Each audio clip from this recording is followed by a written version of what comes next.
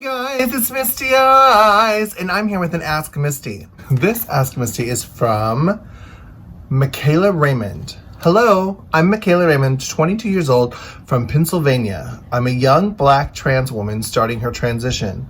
I live on my own, but I grew up with a religious family. I'm afraid of my father. What had been your experience with your family coming to terms with your transition, and any advice on how to tell my family?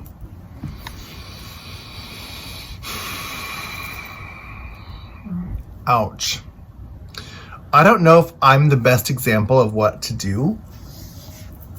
When I realized I was different, I got the F out of Dodge. Like, Alaska is way up here. Oh, look, I have it on my desktop. I put it on my computer.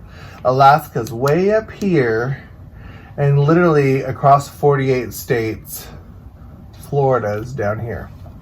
Literally, I'm on the opposite end.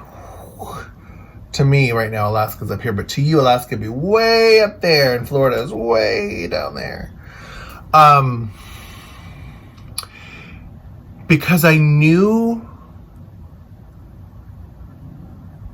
that they would be controlling. I knew that the desire in me to please other people would be too strong, and I would be afraid, and I would end up doing things to please them. I didn't want to be that person, and I got out. I got kicked out of school in 1998, and I was living in Tulsa, Oklahoma at the time. And my first thought was, I'm going to call mom and ask for money to come home. And mom said, you can come home when you come back to Jesus. So I stayed in Tulsa for a year. I went to beauty school, and then I got online and looked in gay magazines like Advocate and Out and Genre. And in the back of the magazines, I kept seeing Fort Lauderdale in Florida and Fort Lauderdale, Florida. So I moved here. Again, opposites. It was easy for me to be who and what I wanted to be without worrying about their thoughts. So I started my hormones in the year 2005 on and off, very slowly. And I hid my transition from most people. I denied it, in fact. A lot of people are like, hey, are you trans? I'm like, no, I'm just a drag queen. Like, psh. No. I honestly didn't tell my family until I legally changed my name on my driver's license. That's when I sent people a picture being like, oh, guess what? This happened. Not sorry about it. I don't know if that was the best approach. So whether you come out as gay or lesbian or trans or whatever, you have a long period of yourself where you think about it. I think I might be gay. I think I might be trans. I think I might be gay. Let's say that year, that process is a couple years long. Let's say you're struggling with those thoughts for 5 years. Let's say you're struggling with those feelings for 5 years. Then, suddenly, hey everyone, my family, I'm trans. Here's my ID, got the boobs, bam, woman. By the way, I'm coming up in 3 weeks. Let's hang out. Let's be friends. You had 5 years to deal with your transition. They had 5 minutes. And we expect them to be perfectly A-okay with it. That's not fair, and that's also not normal. They need just as much time to deal with it and process and analyze and roll it around in their mind to become okay with it. That's where I want to start with this answer. The second half is, how do you tell them? Me, I waited to tell them when they couldn't try to stop me. I think that's probably the main reason why. I was like, look, it's already legally done, physically done. You ain't nothing you can do about it. Bam. And then if they choose to ask or whatever, I'll be like, yeah, I knew a very long time ago. I've always known my whole life, struggled with it, tried to convince myself that I was just wanting to be a girl when I was young because I wanted boys to like me. But then I'm like, I'm cool with being gay. I don't need to be a girl. And then I try to explain and justify it. Religiously speaking, there's a lot of Christians, a lot of true, real Christians that are open and affirming. And they know God's love is real. And they don't judge. And they know that you were born this way, and that you've tried to fight, and that you've probably tried to take your life because you wanted so much not to be this way. There are a lot of good Christians out there that know what you're going through, and they love you and they understand. That being said, there's also triple the Christians out there that are going to point fingers and tell you you're going to hell because you're a sinner. You're going to encounter both. But biblically, Galatians 3:28, there is neither Jew nor Greek, slave nor free, male nor female, for we are all children of Christ Jesus. There is neither Jew nor Greek. God doesn't see race. Male nor female. God does not see gender. Also, Jeremiah 1:5. I think it's Jeremiah 1:5. Before I formed you in the womb, I knew you. Before you were born, I set you apart. Now, if you look at the chromosomes, and if you look at the DNA, and if you look at the simple biology of why a trans person would exist, you know scientifically that this happened in the womb before you're born. Okay, so let me just explain real quick for you the science.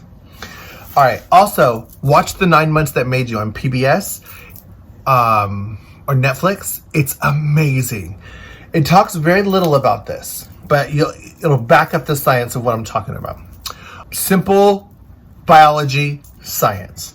In the first trimester, all babies have 2 eyes, 2 ears, 2 arms, 2 hands, 2 feet, 1 nose, 1 mouth, 1 tubular.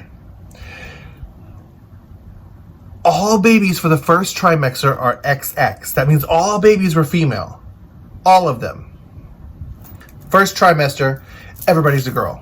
Ever wonder why boys have nipples? They were a girl for 3 months. In the second trimester, that tubular turns into a penis or a clitoris, depending on the amount of super testosterone that's injected and going through the womb. The sex of the child is determined and formed in the second trimester. When that is finished, in the third trimester is when the gender is developed. Does the testosterone go to the brain, make it male? Does the testosterone go to the brain, make it female? There are many things that could happen between the first, second, and third trimester. In a perfectly healthy, ideal situation, a child is going to get a boy brain and a boy penis, or a girl brain and a girl penis. I think most people would agree that that would be quote unquote ideal. I don't use the word normal because I do believe I'm normal. You know, I don't think people are actually praying for it. Please let my baby be born with 10 fingers, 10 toes, and 2 eyes, and a penis, and a boy brain, and a girl brain, or a girl vagina. Most of us say, I love my kid no matter what. I will love them no matter what. And then they get it and like, faggot.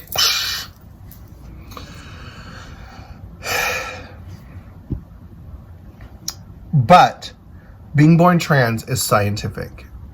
You can't fight it. You can't. You can pretend.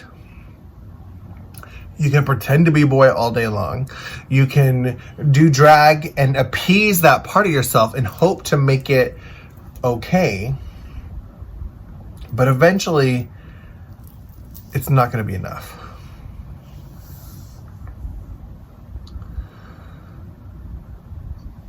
I don't know if that's enough to help your family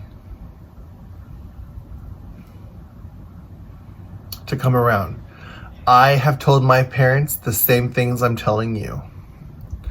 My mother's on board. My mother loves me and accepts. My mother came to my wedding.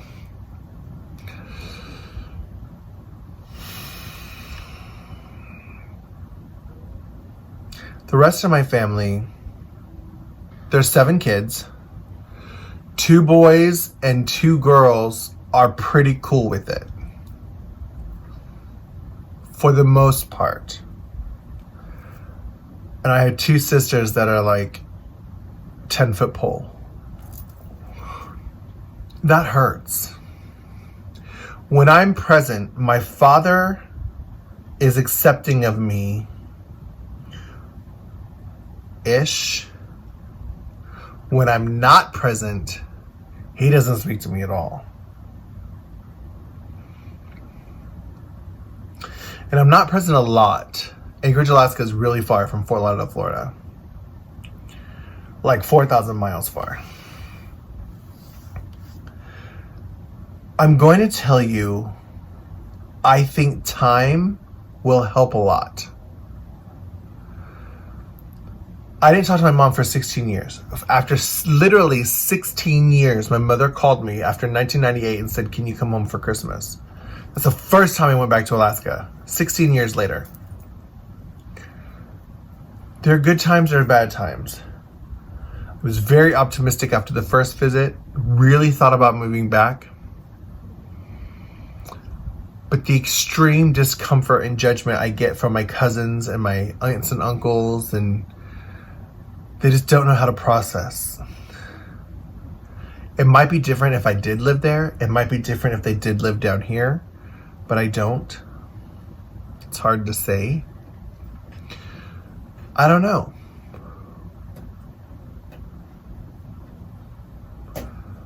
But I'll pray for you. I think that in the beginning, no parent gets a rule book on how to be a good mom. No parent gets a rule book on how to be a good dad. They just figure it out. And I think a lot of times when our parents see us doing something that they don't like, they kind of do a tough love situation, like if you were a drug addict. Like literally, I was completely disowned for 16 years. Completely. Like, you can come home when you come back to Jesus. Bye. But then my mom realized it wasn't a phase. 16 years is not a phase. And she came around. But there's still a lot to go. To be honest with you, I wish I could give you hope and say, look!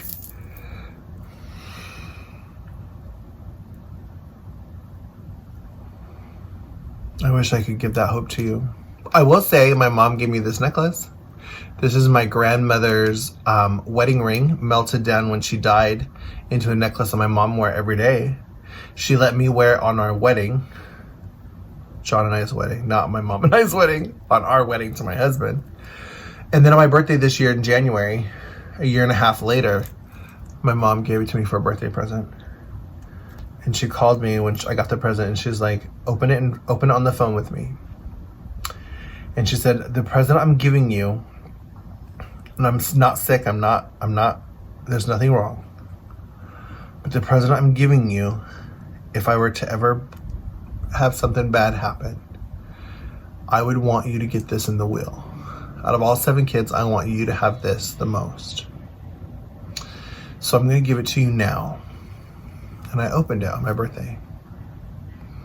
And I cried. I don't have the answers for you.